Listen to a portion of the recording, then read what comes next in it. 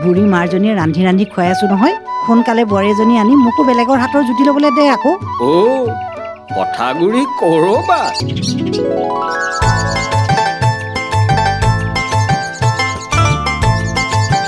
নেমাৰিব মোক।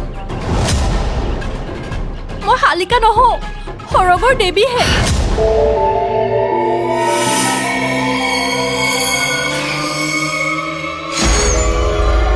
মই আজি আপোনাক কথা দিলোঁ, আপুনি যেতিয়া অনুমতি দিয়ে তেতিয়াহে মই পুনৰ শালিকালৈ ৰূপান্তৰ হ'ম। নহয় নহয় মা, তুমি পুনৰ শালিকা হ'ব নালাগে। তোমাক মোৰ ল'ৰাই গাভৰুৰ ৰূপত চাব বিচাৰিছে।